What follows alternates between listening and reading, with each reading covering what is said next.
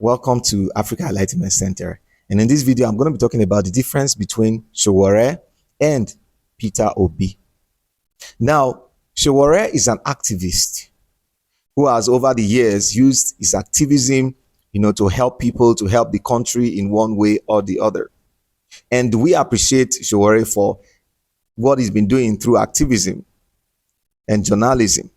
He's not just an activist, he's also an international journalist who has used his platform, to be a voice for the voiceless. He's done a whole lot of work. You see that?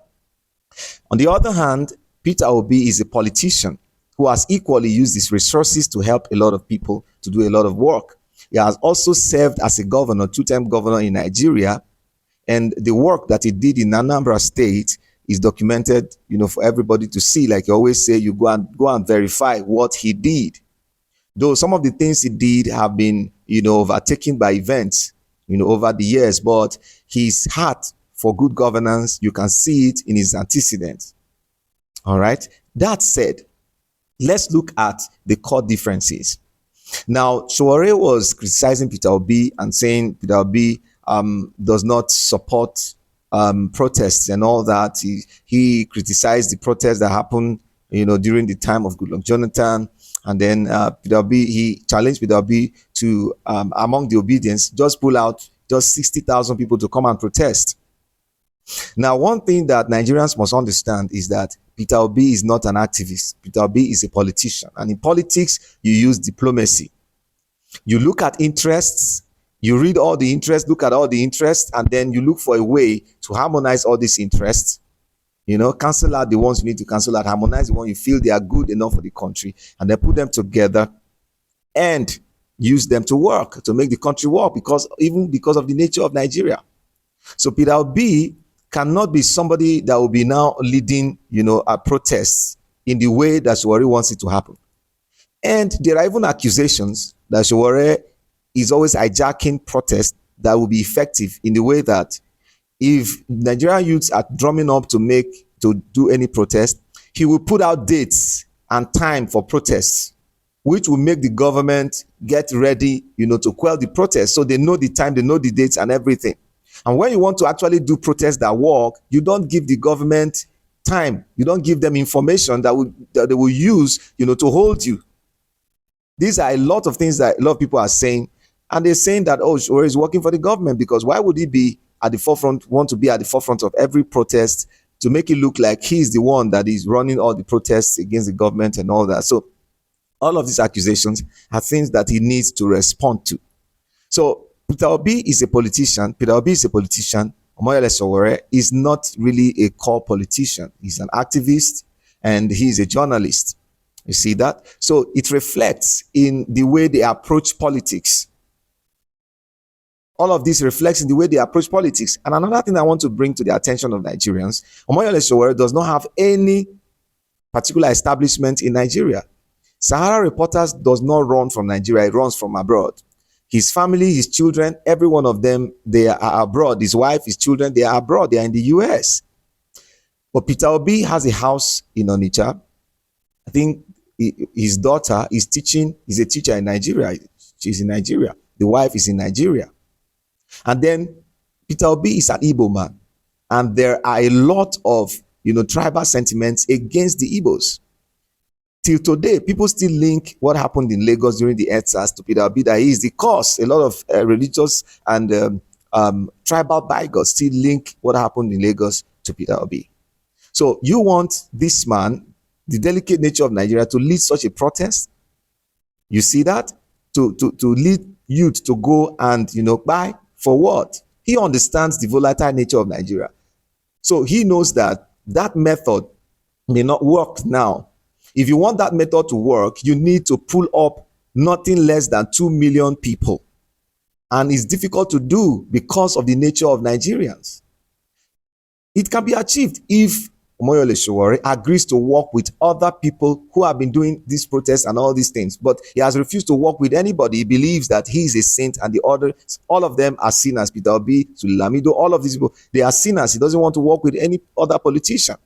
So he feels he is a saint. So this is one of the reasons why this kind of protest cannot work. then what can really work? We talk about electoral reforms. This young man, Randy Peters, has submitted a petition to INEC, to the National Assembly, to review this, INEC thing, because there's a committee set up to review electoral, to look into electoral reforms and all that. These kind of things are things that everybody should support, because even he himself, Omoyele Sowore, has admitted that the problem with Nigeria is electoral system is INEC itself.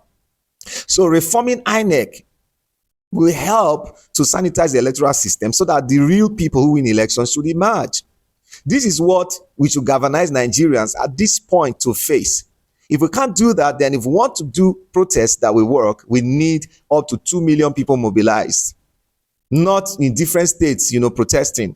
2 million people mobilized to a central location that will be difficult for both police, army, or whatever to curtail, just like it happens in Sinai climes in other places. Sri Lanka mentioned them, places that this kind of things happen. In Tunisia, they mobilize millions of people to the main place where the power is, and that's how you make it work. So if that's not going to work, then we go for reforms, electoral reforms, police, all these reforms. We galvanize Nigerians to step in, and we have to hold our representatives accountable. This is the way to make it work. So he himself wants a revolution where people come out and protest and then use that kind of revolution to change the government. But that is almost a near impossibility in Nigeria, except you have the kind of numbers I'm talking about, 2 million people and above and all that. So now you want people's children to come out and protest, and all that. Your family is abroad.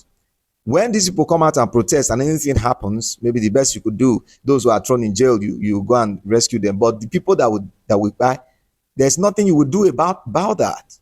You see that? Maybe just condolence messages and all that. This is not a time for us to do those kind of protests. It's not a time for it. And Peter Obi understands it. And secondly, Peter Obi, there are anti-Igbo sentiments against him. And the man is trying to make sure that nothing is put on his head as the reason why Nigeria goes to another war. You see that? Because war is unnecessary, no matter the grievances. Another war, we cannot afford that. We cannot afford that as a country. Even if we want to go our separate ways as a country, you cannot afford war. It's not good. Everybody knows that is not the best solution to human problem, because after all, we'll die and leave everything. So why just finish ourselves because of one or two agitation, one or two problems we have as a people? So these are the differences between Sowore and Peter Obi.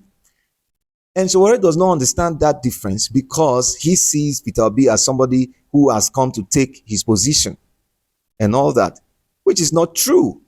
Everybody knows how Peter Obi came into the scene, into the scene through the obedient movement and all that. And everybody knows what has been happening in the Nigerian political scene for some time now. So it's common knowledge. It's not something that anybody should beef about. So every supporter of Sowore should understand these basic things. We cannot all think the same.